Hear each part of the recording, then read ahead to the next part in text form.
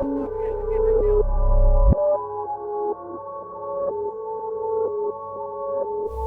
inspired to do things differently.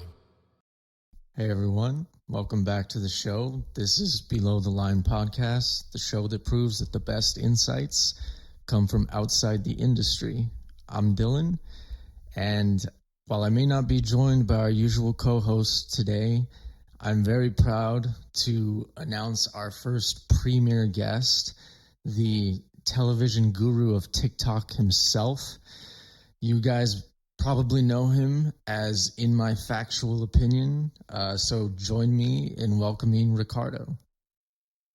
Thanks for having me. You're very overly nice with the whole TV guru thing, but yeah, as the kids would say, you're glazing, bro.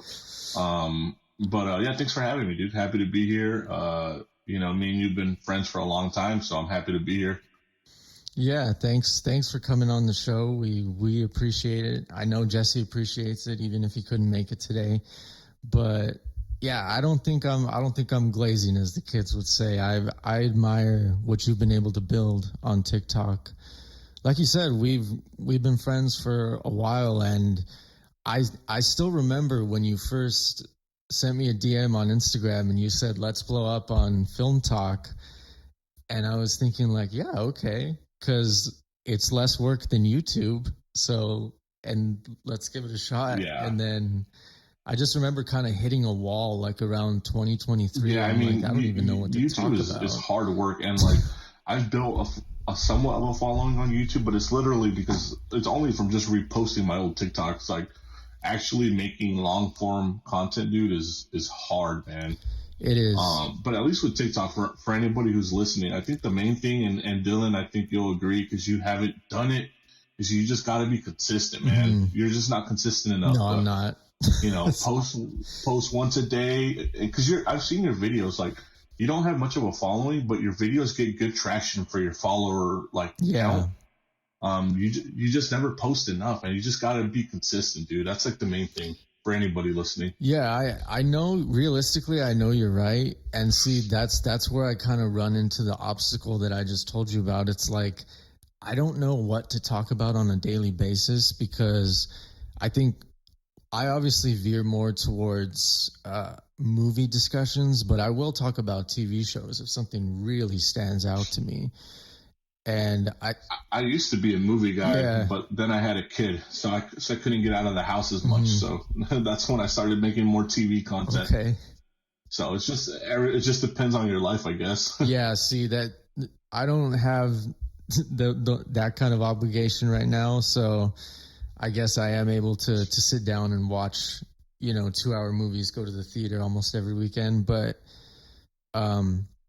yeah, one thing that's tough with TikTok for me, something that I've run into is like, even when I try to post regularly, I think my style of making videos is just a little too detailed, and the attention span for TikTok is a little, probably I would say around 3 minutes. I mean, because I love YouTube, so I love long form content, but not everybody's like that. So it makes sense. But I mean, most of my videos, I just yap a lot. So it's like most of my videos are always over 2 minutes long. So I think you just got to find your, and this goes for anybody, you just got to find your voice, find your niche.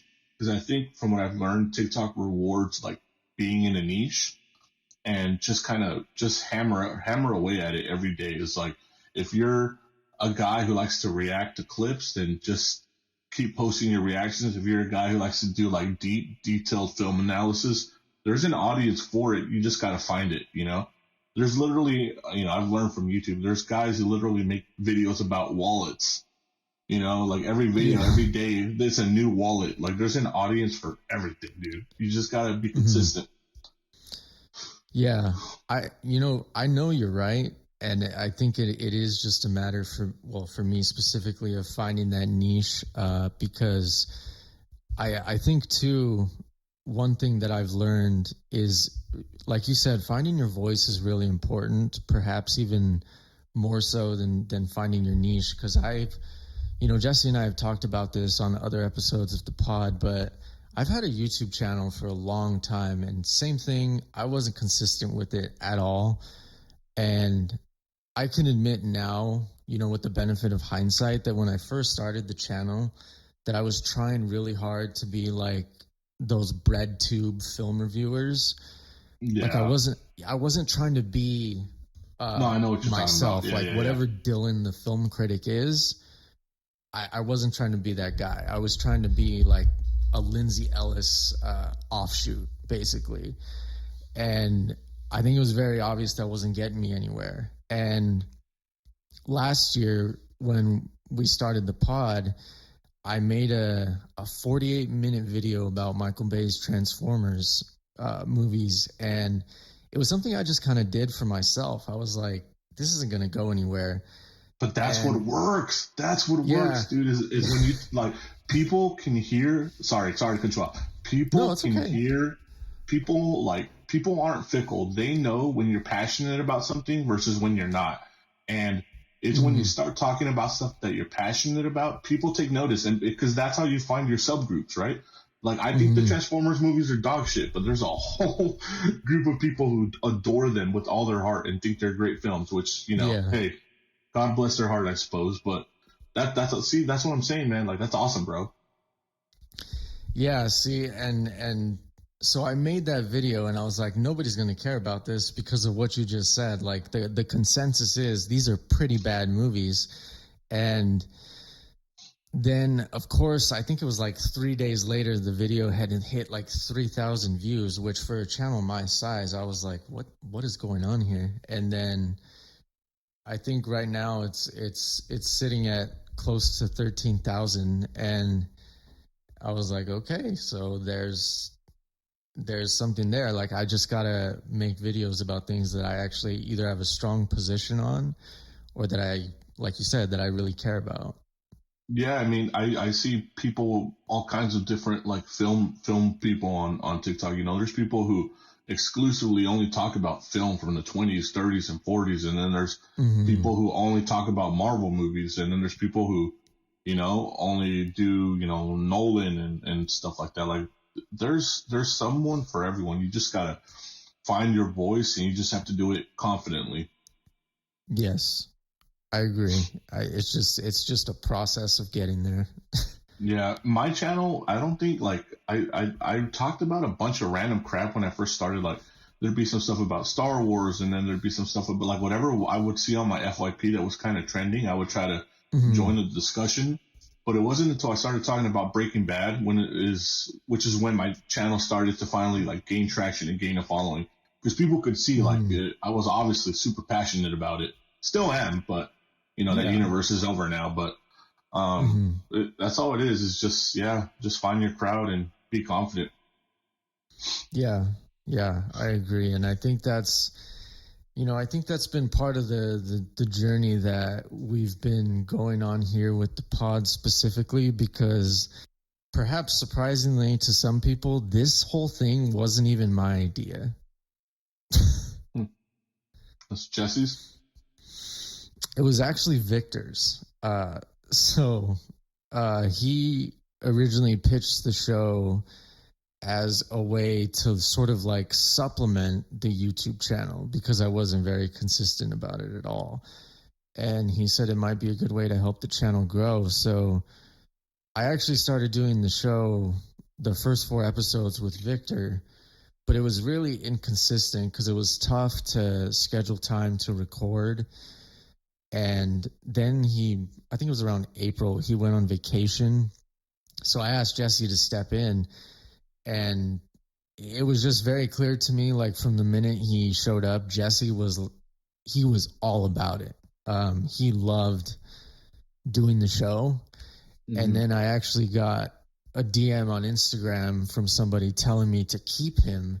So I was like, okay, now I'm in this kind of weird position where I have to figure out a way to keep Jesse on the show and, like, make it seem like there's not some kind of weird co-host drama already. Yeah, but I mean, even then, who cares? You have to find what works early on, and when you find a setup that you're happy with, you just run with it. Yeah. hmm Yeah. So, Jesse obviously stayed on, and now it's just us two doing the show. And yeah, like you said, I think for us, we've just been trying to be consistent and find our voices as podcasters. There are some episodes where I'm really happy with how they turned out, and then there are some episodes where I'm telling myself, oh, "Wow, I was terrible." There's no redeeming qualities to this. I'm not offering anything to the listener, but I still put the episode out because, like you said, it's just you just got to keep showing up. Yeah, definitely. You mentioned Breaking Bad, and like you said, I know the whole Vince Gilligan Breaking Bad universe is over, but I do remember watching your TikToks when you started focusing on the Breaking Bad stuff, and that being how you gained some traction on there. So, yeah, I think it was evident that you really cared about that show or that universe Definitely. specifically. I got Walter White and Jesse Pinkman staring right at me right now in my office. So definitely. Yeah, I mean, I think it's a show that so many people just resonate with. I mean, it's a classic for a reason, whether you think it's, the best show ever made or the 10th best show ever made. It's definitely in the discussion for like one of the best shows of all time. Definitely, especially when you think about like first watch throughs, I don't know if there's a better first watch than Breaking Bad. I think like the only one that might stack up is maybe like Lost. Lost is a pretty epic first time watch. Although it kind of loses steam towards the end. Versus Breaking Bad, who only like ramps up every season. But when it comes to first watches, dude, like Breaking Bad is like it's like become a meme at this point where people say like, I wish I could like erase my memory so that I could watch it again for the first time. And that's so true, bro. Like nothing compares to your first Breaking Bad binge. I agree with you. I think you make a really good point because one thing that I think about when it comes to Breaking Bad, specifically for people our age, is I think that was kind of the first show of the second golden age of television that we were kind of exposed to since, like when The Sopranos was first airing, we were too young to grasp. Yeah, I think a lot of what's going on in that show. So, when Breaking Bad debuted, I think it was 2008. Yeah, I think we were just Breaking Bad really kicked off. Probably, I think we were still in the golden age. I don't think we left it. I think it started with The Sopranos, and then you had so many shows come in like The Wire and West Wing, and stuff in it. But I think Breaking Bad definitely picked up the torch after Sopranos, because I think Sopranos ended in 2006 and Breaking Bad came in 2008. But it wasn't until about maybe season 3, because Breaking Bad was on the verge of getting canceled. Like I think almost every season up until season 3 or 4. Funny enough, I saw an interview with one of the actors on Breaking Bad, Dean Norris. He plays Hank Schrader, and he said basically Breaking Bad kind of invented binge watching because one thing that really helped their ratings was when they dropped on Netflix. And Netflix resurgence, Yeah, and they were probably the first show ever that got in, because I think it happened in between season 4 going into 5. So the first 4 seasons dropped on Netflix, and people picked it up and binged it, and that's why the hype was insane for season 5. And he said himself, I don't know if Breaking Bad invented it, but it definitely was one of the most prominent shows where binge watching absolutely catapulted it into like another stratosphere of hype. Because funny enough, that's how I watched the show too, because my English teacher, we would always talk about like random stuff like pop culture stuff, and he would always tell me, Ricardo, you should watch this show called Breaking Bad, because I was really into The Walking Dead at the time. I was like, I don't know. And then I finally watched it, and I binged that like the first 4 seasons, and then going into my senior year of high school, I was like, oh my god, like I became the meme from Family Guy, like Breaking Bad is the greatest show of all time, except maybe The Wire. And like, dude, watching that final season air, dude, in real time was unreal, man. Like such a special experience, because like I'm sure everybody has that, like a show like that that first time watch through, like when you get to see it as it happens, like like watching, for example, Game of Thrones for the first time now probably doesn't compare to what it was like watching it when it was coming out, because I didn't watch Game of Thrones when it came out, but I knew like the hype around that show was insane, and it just doesn't compare to watching it now versus like watching it then. And that's the same thing with Breaking Bad, dude. The hype was unreal, man. It was crazy. I agree. Yeah, I agree with your point about Game of Thrones, but I also really agree about Breaking Bad, because I had some exposure to Breaking Bad as it was first airing, like those first 2-3 seasons, but I wasn't a devout viewer.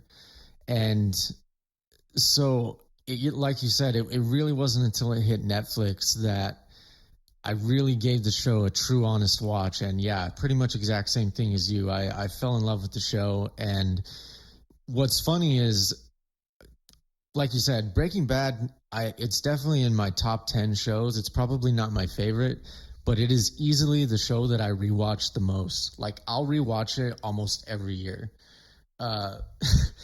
I rewatch it. Sometimes I'll just rewatch it by myself. Sometimes I'll do it with my mom because she loves the show.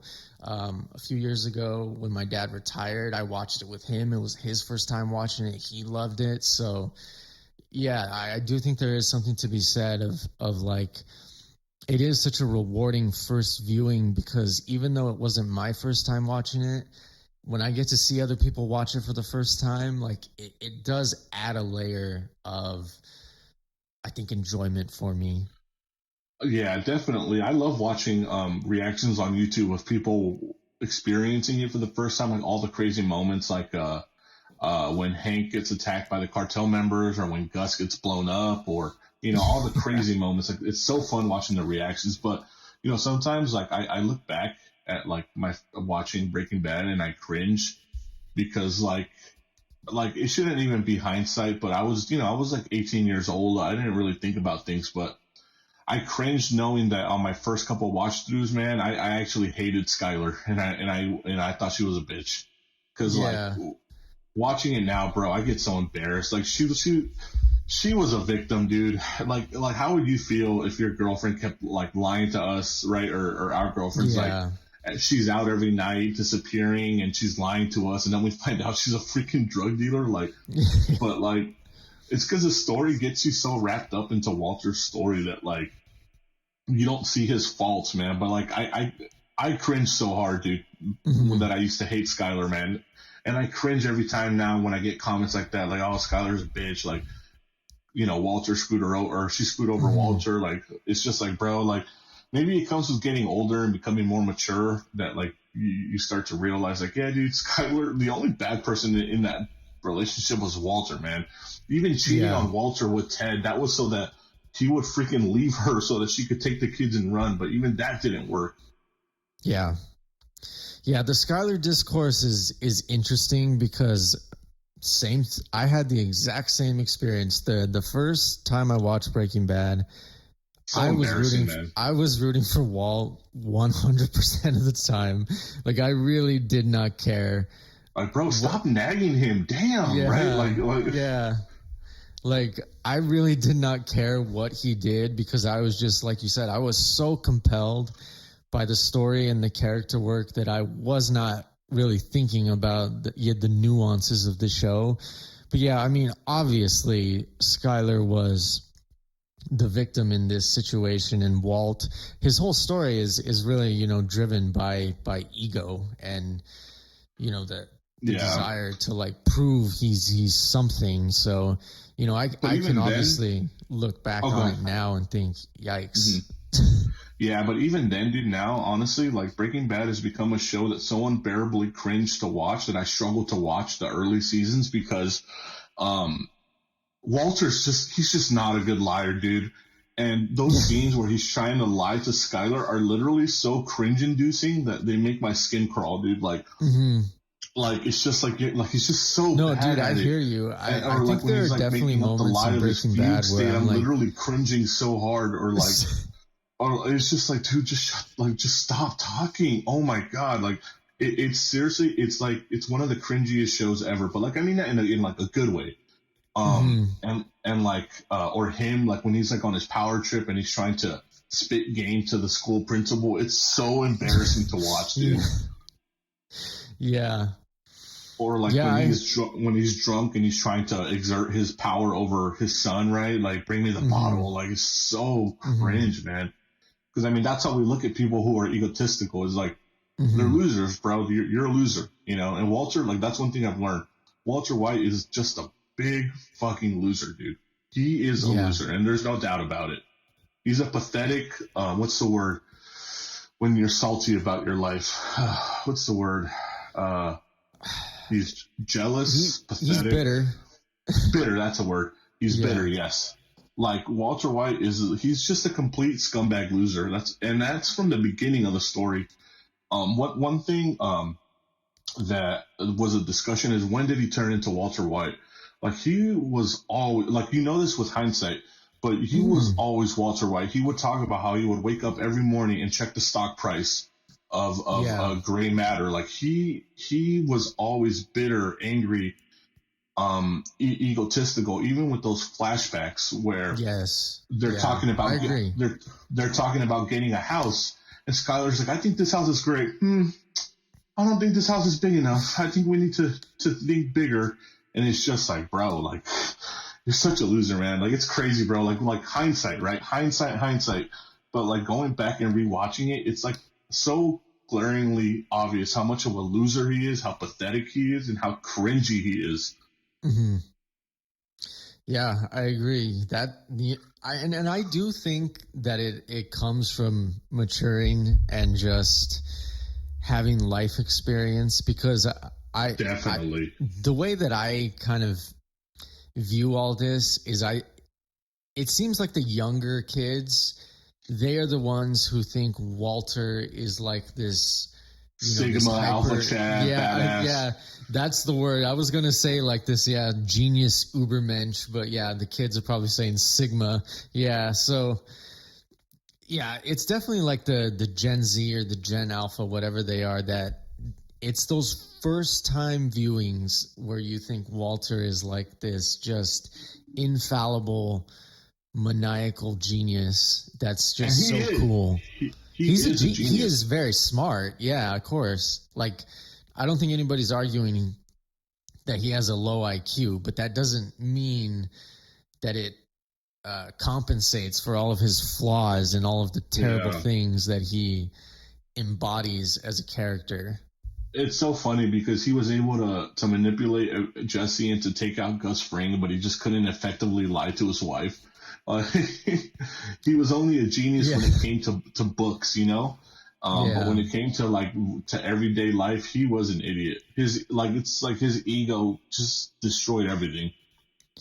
Well, I think that speaks to your point about him just kind of being a loser, that he really only is effective when it comes to being book smart, or just kind of like this more academic application of his intellect, when it, obviously whether it's the chemistry with the cooking or manipulating Jesse, or, all the stuff that he did to basically garner these victories that he had no business getting. Yeah. It shows like a deep lack of, I think, like social intelligence with Skylar, with his kids. Because he really thought his lies were working. Like, he definitely doesn't understand like social intelligence. Like, definitely not. Yeah. What's something very interesting about him too? There's this interview with Vince Gilligan, and this came out many years after the show, but he basically gave us an insight as to why him and Gretchen broke up. And basically, it was something along the lines of that Gretchen came from a very rich family, and basically Walter's ego couldn't handle the fact that her parents were rich. Like, he felt like they were always looking down on him and judging him, and that's why he's the one who broke it off with her, because of his ego. And it's just very interesting, like that whole, when did he become Walter White? Walter White was always there. He just needed an outlet to come out. But he's such a fascinating character. Like, And when it comes to like great characters, like all-time great TV characters, like maybe he's not as complicated or as like multi-layered as like a Tony Soprano, because Tony is like a very complex character. I just find Walter more captivating. Like it's a classic story of pride comes before the fall, ego. But that speaks to so many people. I'm not depressed like Tony. I don't cheat on my wife like Tony. All these other things. But I just find Walter to be such a captivating character. And obviously, both are very unrealistic shows, but Breaking Bad definitely is more unrealistic, and Walter does a lot of badass stuff. So it's like, I mean, how can you not love Walter White as a character? I agree. I think Walter is one of the most compelling characters we've ever seen on TV. And I also think that's another reason why people are so seduced by the story of Breaking Bad, or why they continue to root for him. Like I've Power fantasy. I've talked to people who know full well that the intention of Breaking Bad is not to glamorize Walter's rise as a drug kingpin, but they can't help but root for him because he is so interesting. And I agree, like there's more, at least on paper, more complex characters that we've seen. Like I am a big Sopranos defender. Like I even defend the finale, but I agree. Finale is great. The finale is great, by the way, just if we want to go off into that. Sopranos finale is great. Like it's great. Look, and I've made videos on it. It's great. All the symbolism's there and all the hinting and stuff. But Dylan, at the end of the day, man, people just want a concrete answer, That's why I think people get upset. Like, it's kind of like with the Lost ending. Like, I think the Lost ending is fantastic. But I could see why people didn't like it, because it was, honestly, the ending does explain everything to you. But for some people who didn't quite understand it, they feel as if they never got the answers they wanted. And I understand why people don't like The Sopranos ending. Like, I didn't like it at first, but obviously as I've gotten older and smarter, like, it's a great ending. But I can see why people don't like it, man. It's disappointing, bro. Real quick, Dylan, thoughts. What happens to Tony after the cut to black?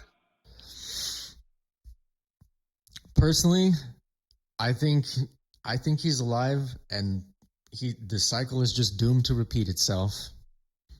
I think, well, here's the thing though, and this is like, I did a video on this, and just I hate that people are so stubborn, dude. And they're like, it's very obvious that he dies, bro. And it's like, I mean, it is to you, but there's enough symbolism that can point to him dying, to him living, to him, so people are so stuck in their ways. I choose to believe that someone walked up behind Tony and splattered his skull all over Carmela. That's what I think happens. Okay. I'm fine with that interpretation, yeah. Either way, though, Tony's life is over because right, the feds are closing in on him. He has no crew left. Paulie probably is going to turn on him at some point because Paulie's a little rat. Like his life is, I think the cut to black is so good because like it could signify death to the audience. There's so many things it could represent, yeah. And like I choose to believe, because honestly he deserves it. That someone that guy with the no members jacket just splattered his skull all over the place, all over the onion rings, and those onion rings look good too. Yeah, see, and I can understand why that's your interpretation. I think that's the beauty of the ending, though, is that it is so open to interpretation. It's open to interpretation. God damn it! But dude, we wanted an answer, bro. I understand. I understand, but I think it's so haunting that all these different people, like you and I and whoever else, can watch the show and they're walking away with their own reading of the show, and each ending in its own way is disturbing. Yeah.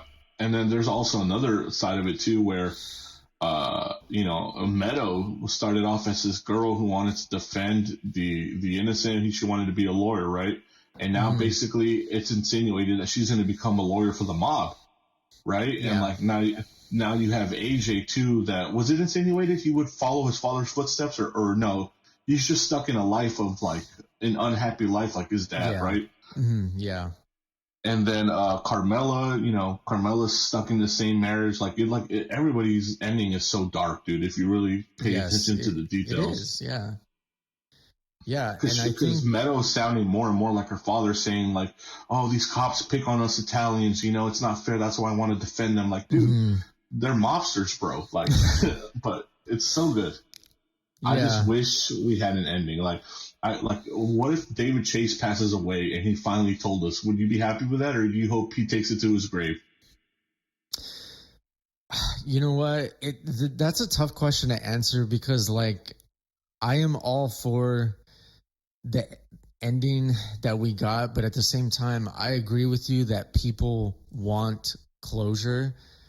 Me personally, I would probably be pretty satisfied if he came out and gave a definitive answer. Okay, who do you got? Breaking Bad or Sopranos? What do you think's better? As an overall show? Yes. I hate to do this, but The Sopranos. You got Sopranos? Do you have Sopranos as the GOAT? The GOAT? No. What I would say is the best TV show of all time, me personally, and this is just because it appeals to my sensibilities, is The Wire. Oh, okay. Dude, well, here's the thing. I can admit, sorry, I didn't mean to cut you off, but no, go ahead. You first. This goes to something you said earlier in the episode, which I think is really important. The Wire is not a good first-time watch. It's so dense. It's so dense. You have to hang on every single word, every single frame. And it really wasn't until like my third or fourth viewing where I like really appreciated what was going on there, and like the way that it almost acts like a visualization of a novel. But yeah. And to add to that, The Sopranos is, you can almost look at it as an escape. You get to live through Tony, who's betting all these women. He's a badass mobster. And then you get to live through Walter, who's, basically living up to his potential, proving his naysayers wrong, making all this money. But The Wire is not an escape, man. It's a realistic depiction of life. So you don't get that escape, or you don't get that adrenaline rush of watching Tony take down 3 guys by himself, or watching Hank Schrader kill 2 cartel members without a freaking gun, The Wire, bro, it forces you to sit there and think and look at, like, this is America, dude. This is what's happening. Like, these cops are crooked, this is what the streets are like. And it's not a fun show to watch at all. No, it's not. But it's important viewing. Yeah. I mean, the first time I watched The Wire, I really could not figure out how people were touting it as the greatest show of all time, because there is just so much going on. It's hard to watch, and it's just so like densely packed with not just the story, but the character work and the way that certain people play bigger roles in one season and then they're not really involved in the next. But yeah, the Wire is a story, I think, really about like the American experiment, so to speak.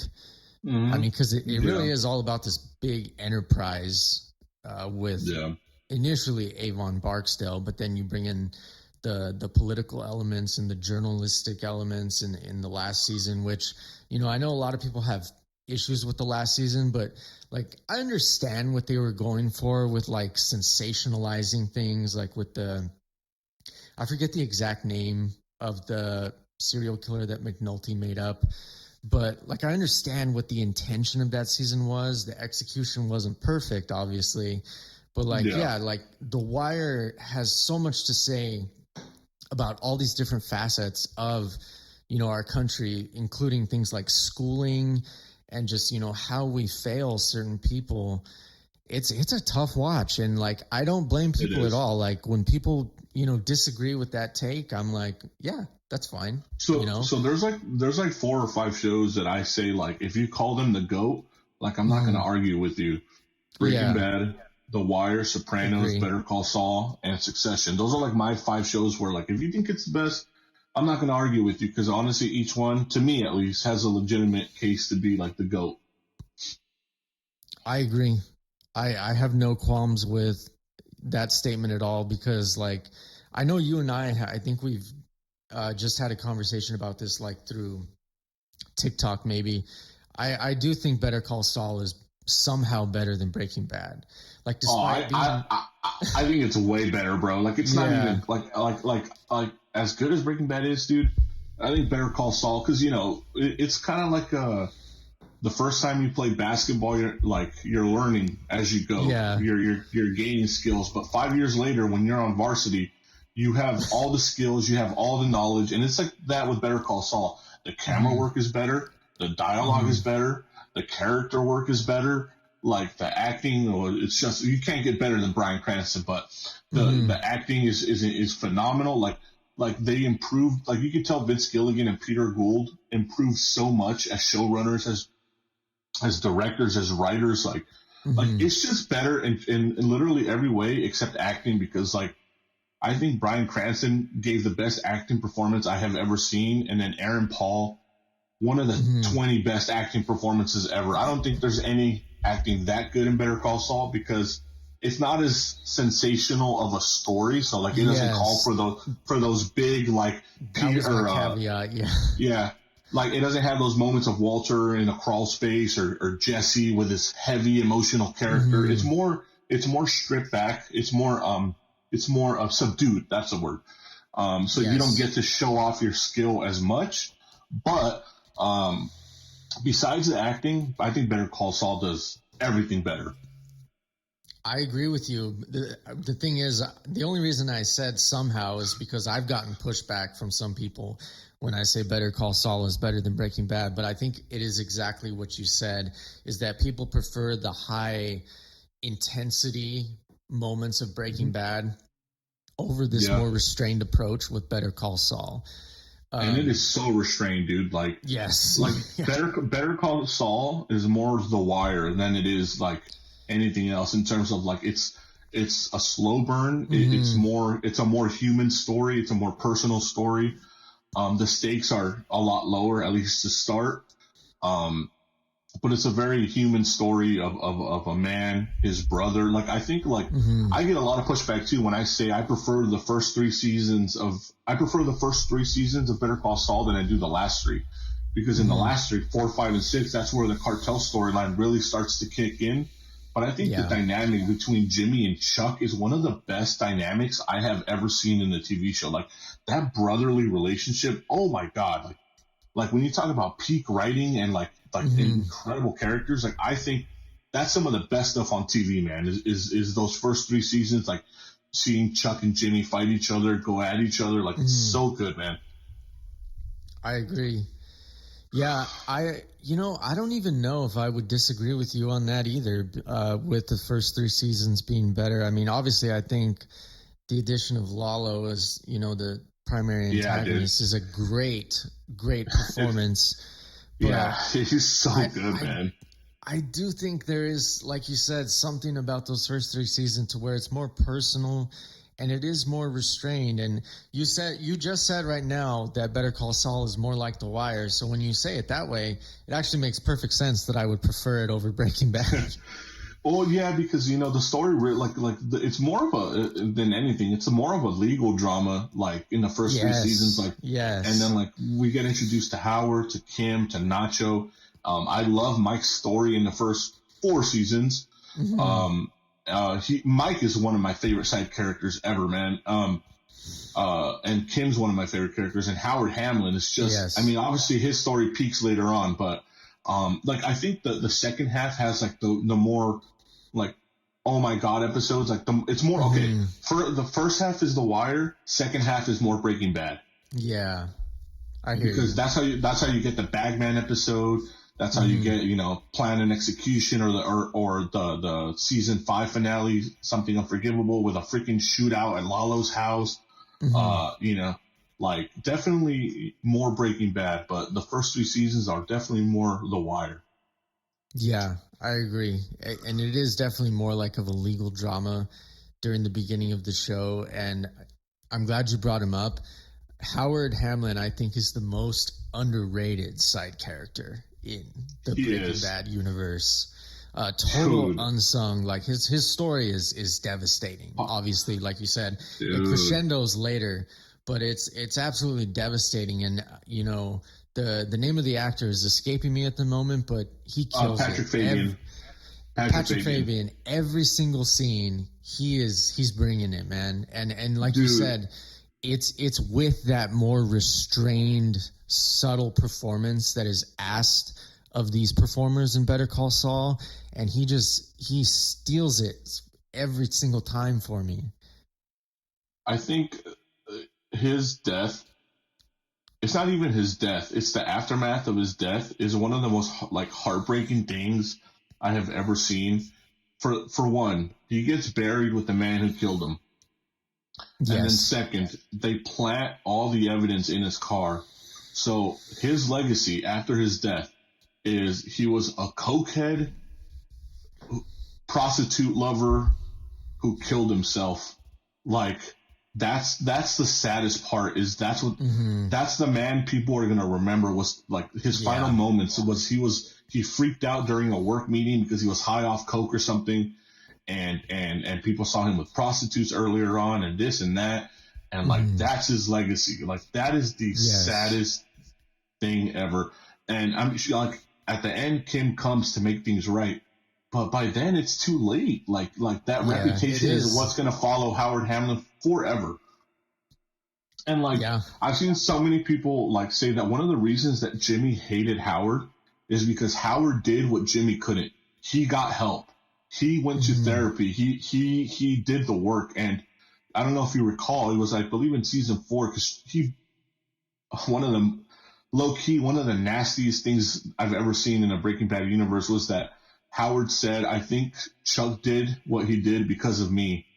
And Jimmy's response was, even though it was completely his fault and he knows it, well, I guess that's your cross to bear, basically laying all the blame on Howard, which is so gross.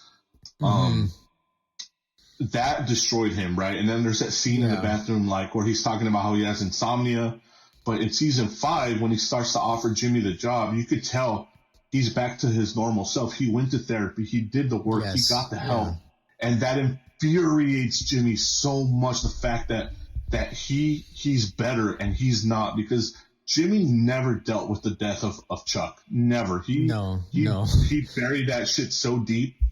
And he refused to deal with it. And the fact that Howard was able to deal with the trauma that Jimmy put on him infuriates him. And it just makes him hate Howard even more, dude. Like, and that's another thing, too. Better Call Saul turns into a cringe fest when you see the way Jimmy acts towards Howard. Like, Howard is being so earnest and so giving and just wants to make things right, offering him a job, putting up with his bullshit because he knows Jimmy's the one throwing balls at his car. And he just wants to make things right with Jimmy, and Jimmy just doesn't stop. Dude, I started hating Jimmy, man, so much.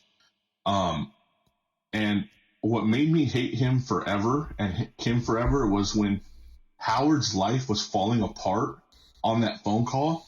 In the background, Jimmy and Kim were having sex to it, bro. That's where I hated them. Even before Howard died, that moment right there is what made me hate Kim and Jimmy forever, dude. Yeah, I hear you. I mean, there is a lot of nuances to Better Call Saul, and I agree. As someone who thinks Howard is the most underrated side character, but it's so interesting to watch his character arc, because I think a lot of people, kind of similar to Breaking Bad, is in the earlier seasons they think Howard is just like this condescending, big time lawyer who's getting in the way of Jimmy's success. He's the man trying to keep Jimmy down, right? Exactly, yeah. And as we see, like you said, he tries so hard to make things right. Like I don't even know why I got my hopes up, because I've seen plenty of shows by this point. But when he offered Jimmy the job, I was like begging this motherfucker to take it. But he wouldn't. Well, we know what happens. Late, yeah. Dude. It was okay. Here's the thing about Howard, though, and here's why I love the fact that every character does good things, and bad things. Did he want Jimmy to work at HHM? He did. Mm-hmm.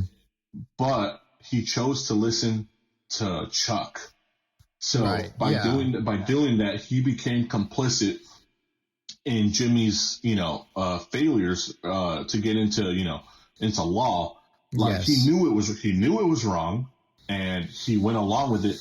Now, why did he go along with it? Was it because Chuck was the biggest shareholder of the company, or Mhm. was it because he viewed as Chuck as a mentor and a father figure? I don't know. I really don't know. But the fact that he went along with Chuck's bullshit, that enough right there is. I get the hate. Like I get it. Like you I could have do. stood up for Yeah. me all these years ago, but you didn't. Like you let my brother do what he did. Like I get why Jimmy hates him and why he can't bring himself to like him. But it's just something I appreciate. Like every character is neither good nor bad. Like they all do things that put them in bad lights and good lights. Yeah, I agree. I think that's one of the best aspects of the show is, it shows that Howard is, like everyone here, flawed. He made the attempt to grow and be a better person, but you're absolutely right. He was complicit from the very beginning, so I can understand Jimmy's hatred, but that's how layered Better Call Saul is. Dude, look at all the subtext and great writing we pulled from a freaking side character. Like when we haven't even talked about like Kim or Jimmy or Mike. Like this is literally like just a small time side character. Like that's how layered the writing is in Better Call Saul. Like obviously Jesse, Walter, masterful characters, right? Yes. Hank, yeah, of course. Very underappreciated, and I think again another masterful character. Gus, incredible. But then like once you start getting outside of Gus, they're more like characters who are there to serve the plot for the most part. But in Better Call Saul, you you have like Kim, Jimmy, Mike, Nacho, Howard, Chuck. Gus is now a fully 3D character now. Like almost every character that's introduced is like has so much depth to them, and you could literally because I love YouTube. I've seen multiple hour-long breakdowns on like each character in Better Call Saul, like character analysis on all these characters. Like the cast is just so much more well-rounded, much more filled with depth than Breaking Bad. Like you can't compare. Like the side cast is better too, man. Like seriously, like Better Call Saul really is better, like in every single way, man, except the acting.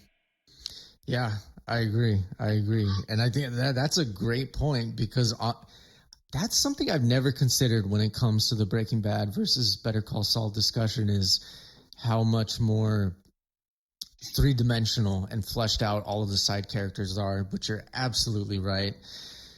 Because it's a very Walter-centered story, which makes sense, right? It's a different kind of show. But Better Call Saul is definitely, obviously, Jimmy's the heart and soul of the show, but it's more ensemble. Yes. Like you said, it's more The Wire. It's more The Wire than it is Breaking Bad, where as Sopranos has a lot of great side characters, but it's more Tony focused. That's Breaking Bad, more Walter focused versus Better Call Saul, where he gives so much depth to all these characters. It's a huge side cast. You said that you think, Earlier, you said that you think Bryan Cranston's performance in Breaking Bad is the greatest acting performance you've seen. I have a question for you. Yeah. I haven't really gotten to express my undying adoration for this show on the show yet, just because it hasn't come up, because we do mostly cover movies. But if I could isolate it by itself, the one thing, like you were talking about first time watches, that I felt was like a transcendent experience for me was the first season of True Detective. So I got to ask, Matthew McConaughey. Where do you put Matthew McConaughey as Russ Cole? I'm not very good at making top 10 lists. I can only ever define like who my GOAT is. Yeah. Okay. Like obviously Walter's my GOAT, but I will say this. Now I think Russ, he could be top 5. I really don't know. I'd have to sit down and make a list, but for sure, Russ is top 10. Easy. Mm-hmm. Top 5 maybe. I just haven't sat down and thought about it. But I mean, yeah, man, what a transcendent performance from McConaughey, dude. Yeah, that's an understatement. And can I say something, Dylan? Yeah. As good as he was, who won the Emmy that year? Bryan Cranston. That just, I mean, okay. The Emmys are kind of dog shit because typically, like, if something is very popular, it has a leg up over something not as popular. But me dude, personally, look at the Better Call Saul Emmy snubs. Yeah, dude. But that lineup, bro, like, it's become a meme at this point. But the lineup: Bryan Cranston for season 5B of Breaking Bad, McConaughey, Woody Harrelson, John Hamm for Mad Men, Kevin Spacey for House of Cards, and Jeff Daniels was in there for some show called, I think, The Boardroom. I've never seen it, but what an insanely stacked, like, probably the most stacked Emmys lineup of all time. And the fact that Cranston walked out with that award, I don't know, bro. I don't know. I mean, that's GOAT status to me right there, dude. Yeah, I hear what you're saying, and I mean, it's hard to argue against. I think Matthew McConaughey's character, to me, or Rust, obviously, is just, from the minute that dude opened his mouth, I was just so in on the first season of True Detective. Like, I have never ever in my life seen anything like this. It was the McConaissance, bro. The McConaissance. Yeah, it was the McConaissance for sure. But I also I naturally gravitate to, like, detective stories or police procedurals. Again, probably another reason I like The Wire. But this kind of interpretation of a detective show. Yeah, that plays a big part. I'm going to get there. Trust me. But sorry. Go ahead. No worries, man. This kind of interpretation of, like, the neo-noir Southern Gothic detective story, just for whatever reason. Can we throw Western in there too? It's a bit of a Western as well, right? Yeah, it's a bit of a Western. Neo-Western. Yeah. This kind of interpretation of all these things, I've just never seen the combination of this come together so beautifully. And the characterization of Rust, like, I can understand why there's a certain corner of the internet that thinks he's just like an edgelord spouting, college level philosophy. But, as with, I think, any piece of media, it's going to come down to the individual and what speaks to them. Yep. And for me, Rust, I mean, that was the first time that I really, watched something and I was like, Jesus Christ, this guy is me. And I don't mean that in a way like the way everybody does when they say, like the Patrick Bateman, he's so me, right? Like, yes, I hate that. But to see this detective who is just so broken and grieving that it detached from the world. Yes, he has the most nihilistic worldview imaginable, and yet he lives in complete contradiction with that worldview by working as a detective to this obsessive degree, to where he's clearly fighting and working in service of humanity, despite everything he says suggesting that he really doesn't care and that he doesn't think any of it means anything. And then you add in the layer of the Lovecraftian horror, the supernatural stuff.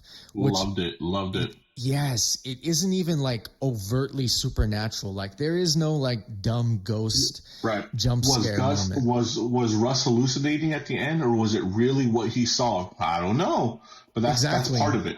Exactly, I don't know. And for whatever reason, this combination of, like, the neo-noir, neo-western, Southern Gothic mishmash with the Lovecraftian horror, it was something that just spoke to me on such a profound level. And it also, I thought, was just so unnerving. Like, this show didn't scare me, but Jesus, dude, like, it's so unsettling to see, like, those pictures of the masked men out there and, you know, deep in the bayous surrounding these kids, like with this weird old And correct me if I'm wrong, but like this is based on true stuff, like the story. It is. These stories, Yes. like these are things that are happening in those backwood areas. No, you are correct. You are correct. Because I feel like your knowledge of Breaking Bad is probably the same way that I've delved into True Detective. Like, I was so immersed by this first season of the show that I just had to learn like everything about it. And I found like this reading list of all these things that influenced the first season. And oh my God, dude, I just like blew through these things. It's so strange the kind of atmosphere that this show is able to create, because it does have that element of cosmic horror without ever drifting into the supernatural. It's almost like it just uses it as symbolism and visual shorthand for the idea that evil is out there. And it's so, I think, pervasively unsettling. It's a show that just really worked its way into my brain, and it was anchored by Rust, who's just, you know, this completely nihilistic, broken, grieving character that I just... And what's crazy is you just spent like 5 minutes talking about Russ, but like, man, Woody Harrelson is God. I feel so bad for him because like he gets lost in the fray, man. Because McConaughey is like an an otherworldly presence that people forget. Yo, Woody Harrelson got nominated for Best Actor too. Like, I feel bad because his character is so good too, man. But he's just not Russ Cole. I agree. Woody Harrelson is great. And obviously, I think a big part of what makes the show what it is the dynamic between the two. Yeah, their dynamic is incredible, dude. One of my favorite scenes ever. It feels like I'm watching a superhero suit up to go fight Thanos, is when Russ shows up and he just immediately he starts taking his rings off. He unclips his belt. Like it felt at the time it felt like I was watching him suit up, and then how he just immediately tackles Russ, dude. Like that scene, I don't know if it was supposed to make me laugh, but I died of laughter, dude. Because like I said, it felt like I was watching him put on a suit, like the way he just starts taking everything off and prepping, like I'm gonna beat this guy. Like it was so good, bro. Yeah. I love that. But okay, let me ask you something. You know, now that we've switched over to True Detective, what happened to True Detective? Because the last season that came out was so bad that like it actually just it upset me. The fact that they even involved, because now season 1 isn't it's not a, what do you call isolated stories? It's not a it's not a mini anthology series. Yes, it's because they officially tied it now to what was it, season 4 or season 5? Yes, the one in the ice, season 4. And that was such a disgraceful run of TV, dude. And like season the only season that's watchable is the one with 2-time Oscar winner, what's his name, Mahershala Ali. Yeah, that season was okay, underwhelming, but it was okay. The one with Vince Vaughn is bad, and then the one that had Jodie Foster, who I love, otherworldly bad, dude. What happened? And like, I want your thoughts, because what do you think happened to this show? I have my thoughts, but I want to hear you first. Yeah, so I think a couple things happened with True Detective, and if you know, I'll try to condense this, but I think for one thing, Nick Pizzolatto spent close to a decade working on the first season of True Detective, the script itself. I've heard that.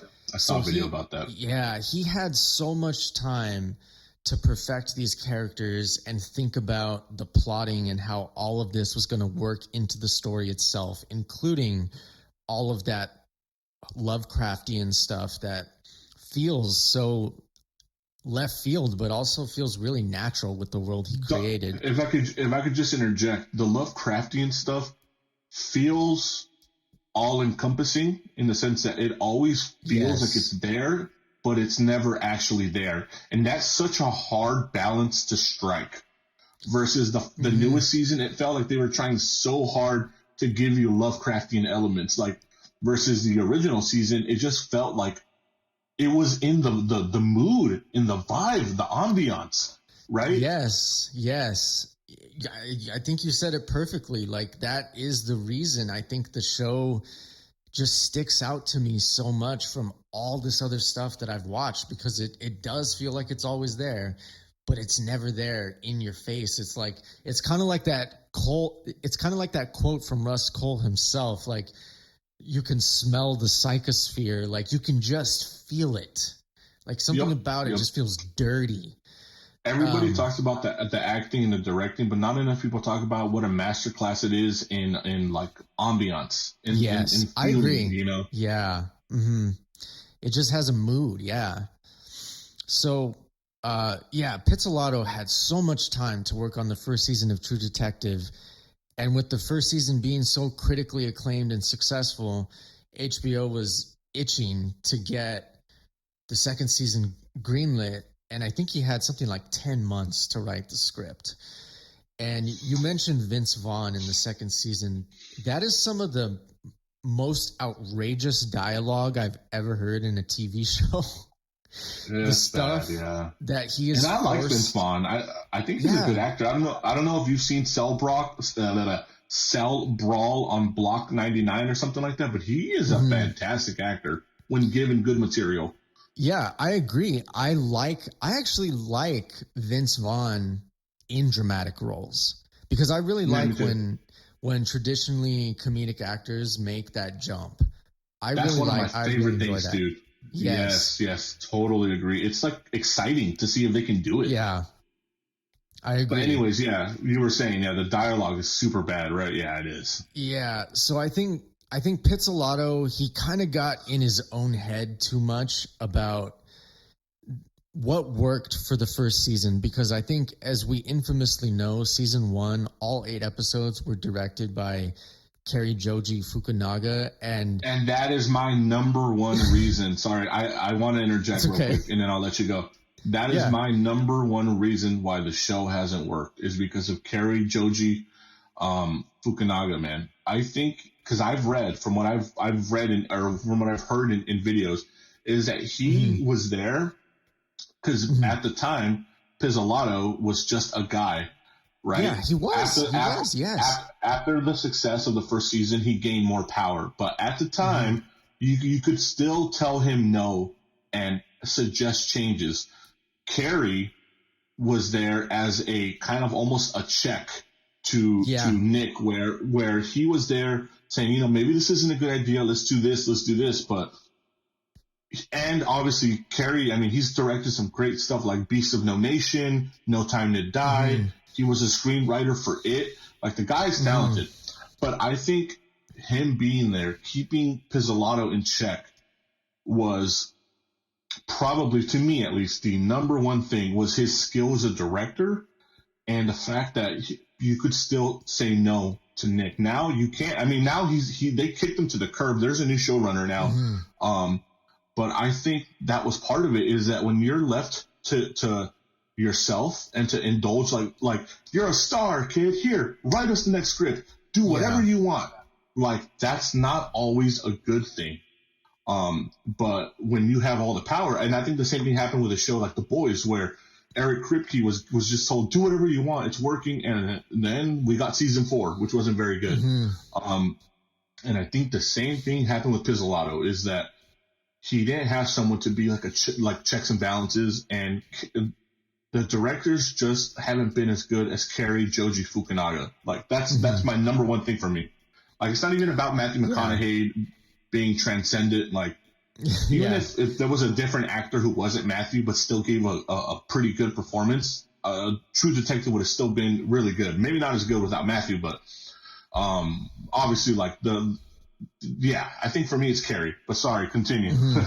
No, it's okay, because I really don't even disagree. I think the issue is Nick, he did gain too much power, and I would say that would probably be my way of expressing the decreased in quality with True Detective. I don't even know if it was Cary Joji Fukunaga himself. I mean, obviously he is a great filmmaker, like you said, but the fact is, television, movies, filmmaking in general is a collaborative process. No matter how much of the director or the writer's voice is in these projects, you do need, like you said, checks and balances. You need someone to rein you in a little bit. And I think look at the prequels, dude. Look at the prequels. Everybody, George Lucas was surrounded by nothing but yes men. Versus the first movie, you know, he had people telling him, George, maybe not a good idea. George, try this.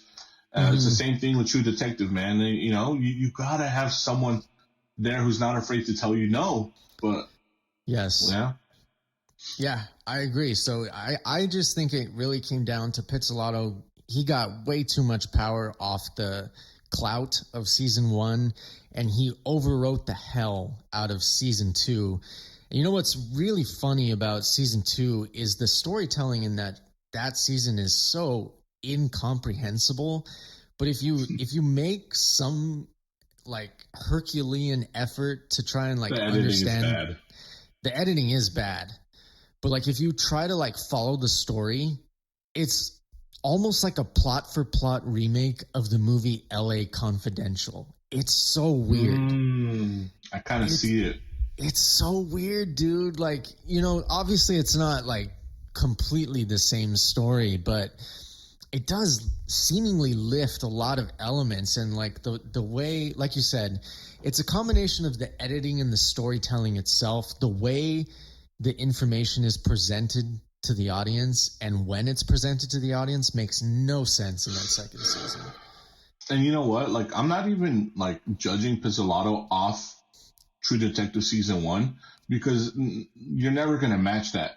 So it's not fair to expect that. But like, dude, season 2 is really bad.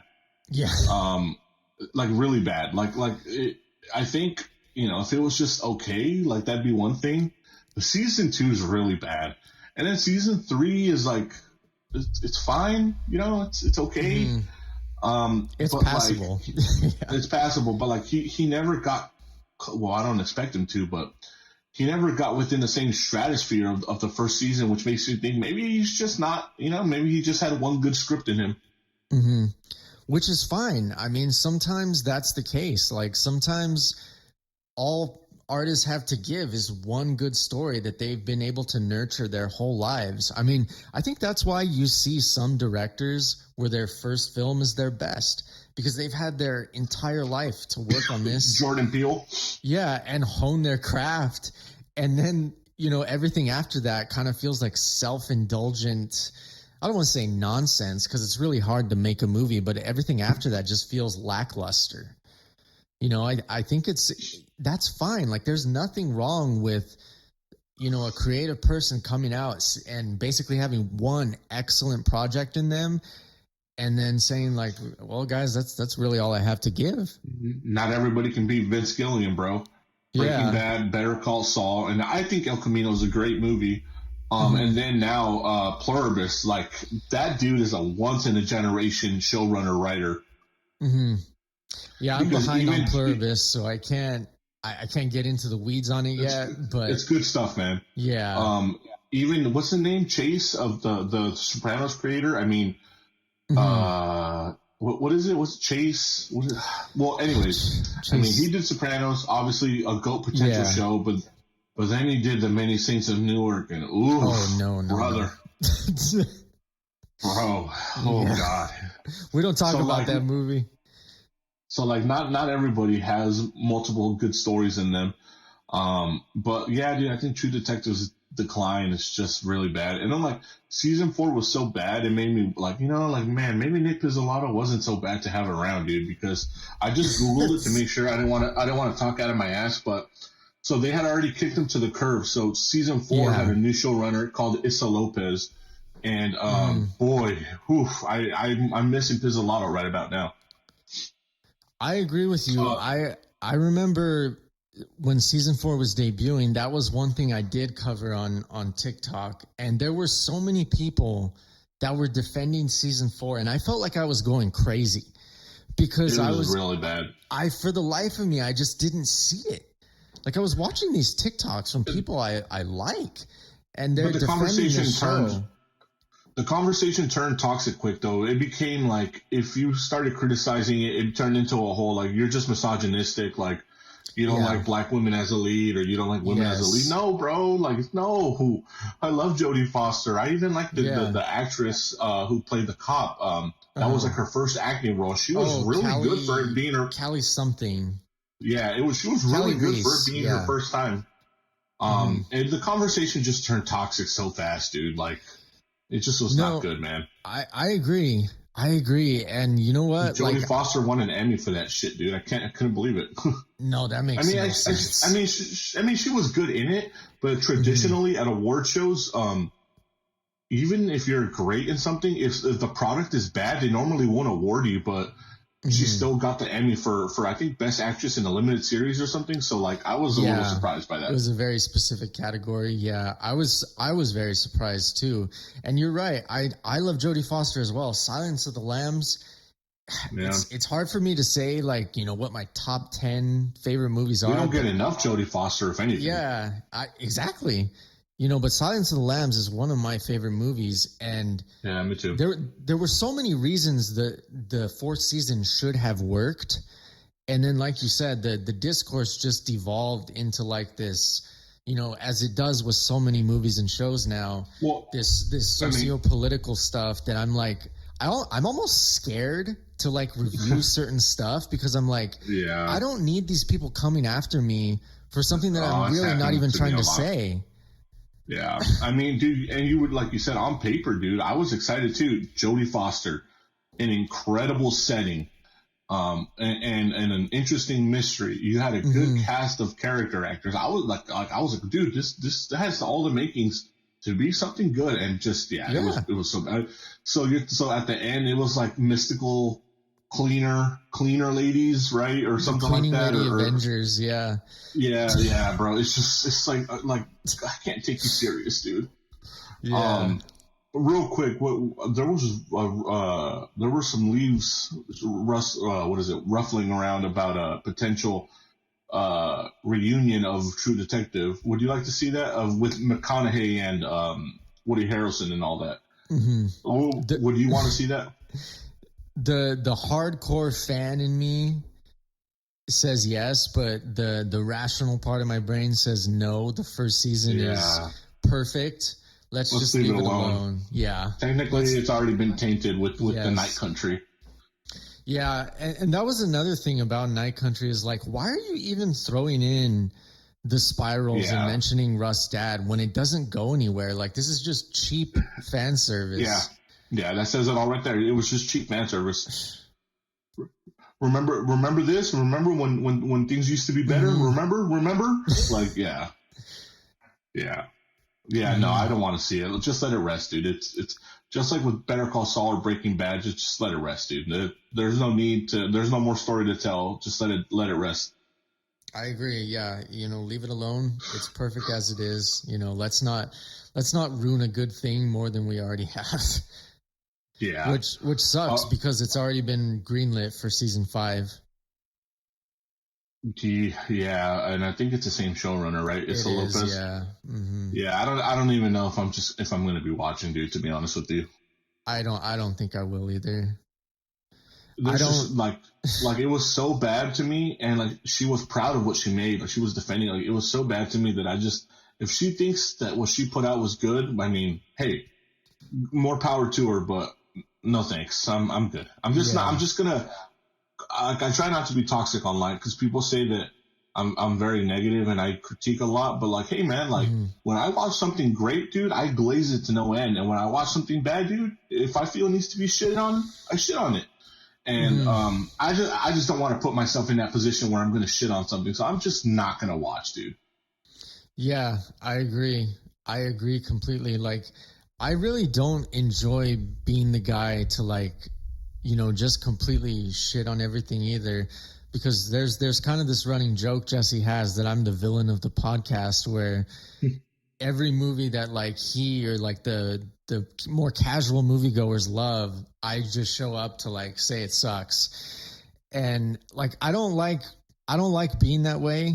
And I think, specifically with TikTok, I don't want to put myself in a position where I'm at risk of, like I said earlier, just being in this position where people are going to come at me because they're not even engaging with the actual criticism of the show. Nope. They just want to read into like the political issues that they've made up with your commentary. And I'm like, I'm not doing this. Like, I remember I made a review of Barbie for TikTok, and of course, brother, dude, that was a bad time to be a critic, dude. All the comments, were from women saying like, this movie wasn't for me. I'm not like qualified to criticize it or speak on it. And dude, I'm like, it was so the discourse was disgusting, bro. Think pieces were coming out before the movie was even out, bro. It was so bad. Yeah, it was. Yeah. It was. Yeah, it's just sometimes, dude, online discourse can get so nasty, so toxic, bro. Like, it's hard to talk about anything. And there's nothing more infuriating than when people just like, hey, it's like a famous tweet on like where you could say something like, hey, I really like pancakes. Oh, so then you hate waffles? Like, no, you idiot. Like, yeah. when did I say I hate waffles, bro? Like, Jesus, dude, it's so bad, bro. Yeah, I agree that, online discourse, unfortunately, is just really toxic sometimes. And yeah, maybe that might be the reason that I've been scared off of TikTok a little bit. But, given our discussion today, maybe I just got to find, my niche, which when I first started my page, I was just talking about the Batman endlessly because I remember. Yeah. Yeah. I was breaking down like the cinematography, the score, the editing, and I think it's appropriate timing because yesterday, we got our first sort of like test footage of the Batman Part 2, and Jesus, it's been a long time coming. Gotham in the winter, man, it's gonna look so good, dude. The Batman 2 supposed to be out already? Has it been delayed into hell?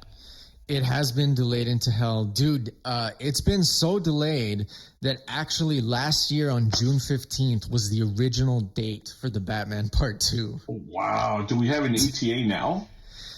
October 5th, 2027. Wow, man, that's crazy. I know. Yeah, I mean, Pattinson's very busy, and forgive me, but the director, was it Matt Reeves? I mean, he's busy, and it's just, that's what happens when you have A-listers, man. It's hard to bring them all back together. It is, yeah. It's difficult, and obviously, you got to work around scheduling because even when they can get everyone together, Pattinson's like wrapping up the Odyssey, and it's a process. But man, I'm excited. So maybe I got to go back to that because that was what I started out my TikTok doing. Like I really, really got into the weeds about certain stuff with the Batman, like the cinematography, which, maybe there is an audience for that because I kind of felt like I was nerding out. The GOAT. Yeah, exactly. Like I was nerding out about it so much that I was like, people probably don't care about this at all. Yeah, I mean, people do care, man. People love that stuff. Like I said, just stick to it, man. Just try to upload once a day. Like it can be like because you're not in the creator program, so like you don't need to stretch your videos out to a minute. So just even if you only post like a 30-second video discussing a picture or a leak from the Batman 2, there you go. Yeah. Just try to get something up every day. Yeah. I mean, yeah, I'll do my best. And, it's just, it's interesting because I think doing this show has definitely helped me find my voice as a critic because like I said, that Transformers video blew up in a way that I truly did not expect. But since we're going to wrap up shortly here, the one thing that I really, really wanted to ask you is how do you remain, authentic to yourself as a critic? Because I think that's really important because I'm not trying to pass judgment on people. I think it's too easy to fall into the trap of becoming too positive or too critical. And I think Oh boy. it's really important for a person or a critic, whatever you want to call them, content creator, to actually stand by their positions. And I think it's too easy to be pressured into falling into a certain camp. And one thing that I really respect about you and your TikTok videos, both camps get you paid. By the way, either hate everything, which is negativity, or be the ultimate glazer. Like, both get you paid, so it's hard to be in the middle. I agree, but yeah, the one thing I really admire about you and your TikTok videos is I absolutely believe that every video of yours I watch is the truth. And you know, like, I believe that is your deeply held opinion on the show or the film. Yeah, I mean, for me, like, I make it a point too, like, when I watch some of my favorite things, like, I've made videos about this where, like, there's a lot of creators where they can't criticize their favorite shows, they'll be clearly flawed, but they refuse to accept any of the flaws. And, like, dude, I've made multiple videos criticizing Better Call Saul. Like I think there's many flaws in the final season. I've criticized Breaking Bad. One of my favorite shows is The Bear. I absolutely tore season 3 to shreds. Great show. Yeah. Ted Lasso. The final season, I tore it to shreds because there were so many issues with it. Barry as well. The final season, on my first watch through, I was very critical, but I rewatched the show and I actually thought the final season was great. But, like, I have actively criticized, like, not only shows that I didn't think were very good, but shows that I consider some of the best ever. Like, I've criticized Succession, Better Call Saul, Breaking Bad, Sopranos, and I think that's, like, what I don't see enough of is, like, you can be in the camp of, like, I don't know if you know who this famous TikToker is called Soups. Oh yeah, of course. Just absolute garbage creator, but he just glazes everything Marvel, and that has built him a very nice career. So good for him. And then there's other, like, YouTubers who built an entire foundation off hating, like, Star Wars, like when The Last Jedi came out. Yeah. And, like, both sides get you paid, but, like, then these creators slip into these pockets where, like, they just now, like, well, I'm known for hating Star Wars. I guess I just gotta stick with it now. And they refuse to, like, praise anything, even when, like, some stuff is good. Like, I used to be the biggest Star Wars fan, but goddamn, bro, like, The Mandalorian is turned into absolute trash. Book of Boba Fett was awful. Ahsoka was awful. And people call me a hater. I'm like, bro, like, what do you mean, dude? I waited in line for 4 hours to watch The Force Awakens, dude. Like, it's just like, I just, when I feel something needs to be criticized, I criticize it. And it does suck sometimes, like, when you don't want to be put in that position. Like with Invincible, like, I'm always criticizing that show. And it sucks because a lot of people love that show. And, like, people are, like, at my throat, dude, trying to, like, kill me because I don't think it's the greatest thing ever. And I don't know, dude. I just think, like, it's important to be, like you said, authentic. And, like, it's not easy being honest sometimes. Like, people don't like it. But I think, like, my following is not the biggest. Obviously, I have, like, 57,000 followers. But my account, like, I could go, like, a whole month without posting. But I could, and then I post. And my videos do relatively well. And I think it's because, like, I have a great following of people who really come to respect my opinions, even if they don't agree with them, because they know that I'm honest, you know? I'm being honest, and I'm criticizing things to the best of my abilities, like, if I think it's fair. Like, I don't think I'm ever unfair. Maybe with Invincible recently, just because the fan base annoys me so much, I was like, you know what? Let me turn it up a little bit. But, one thing that proves, like, I'm honest is, like, I have been one of the biggest critics of Dexter. And I was calling the show the Dexter Resurrection garbage. Like, I thought the first episode was terrible. I thought it was so, like, pathetic and embarrassing the way it was trying to do fan service. But as the season went on, it got better and better, and it ended up being such a great season of TV. And people were like, "Oh, bro is just switching sides." And I was like, "No, dude. Like, the show just got better, and I think it's better now." Like, people Yeah. think that like Yeah. you can't criticize something. You can't change your mind either. Yeah. Yeah, and like that right there, it's like people like that's the kind of stuff that people see like that I think they respect. It's like I can always admit when I'm wrong. I should have made a video. Look, guys, I was wrong about Dexter, man. Resurrection turned out to be a fantastic season of TV. Do I take back what I said earlier? No, but you know, it ended up being really good. And Yeah. I was actually going to make a video on that about Dexter Resurrection and how incredible it is in the sense of it followed two of the worst endings in TV ever, right? The original Yeah. Dexter and then Yeah. the spin-off Dexter. The fact that it was as good as it was, considering the last 2 seasons, 3 seasons really, that it followed, is short of a miracle. Like, it's a miracle. Yeah. Mm-hmm. But yeah, all that to say, authenticity, I think, gets recognized. For good or bad. Like, people might call you a hater just because you're criticizing things, but there's also going to be people who really enjoy that side of things, you know? Yeah, of course. Whew, all right. Yeah. All right, man. Well, thank you for coming on. It means a lot to both me and Jesse, and hopefully the next time you come on here, Jesse will be here, so we can really Yes, sir. chop it up, and Jesse can bring in the Jesse energy. But, absolutely, dude. yeah. Thank you for having me on, man. It's great to talk with another nerd. You know, I don't really get to have too many like nerd discussions in real life, which that's kind of like why I like having my TikTok. It's an outlet to like get my nerd, you know, TV thoughts out there. So it's nice to talk with someone who is like-minded. Because, you know, I have my friends who are also like the same, but, you know, I moved away now and like I'm further away and, you know, I'm a dad now. There's just not enough time for it. But I appreciate you for having me on, dude. Yeah, no, it was my pleasure. You know, I'm glad that we were able to make this happen because, yes, sir.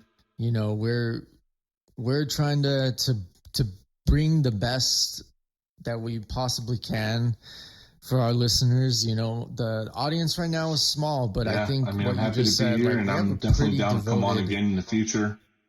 Yeah.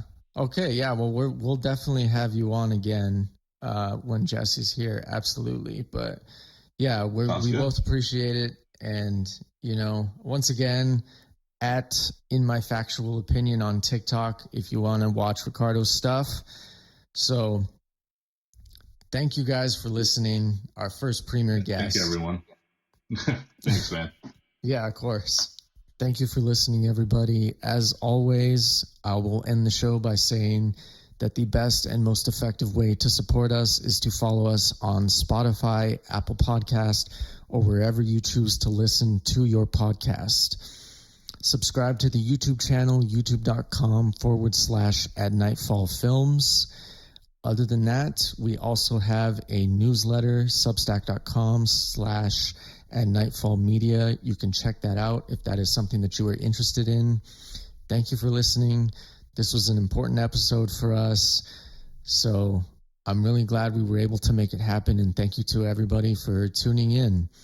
Thank you to Levi for composing our theme music, as well as the mixing and mastering of the episode. Thank you to our producer, Maya, and thank you to Jesse for the artwork. That's going to do it for today, everybody. We'll catch you next time. Peace, plants, namaste. These people work hard, man. Not even just at the top line, like all the people below the line work hard.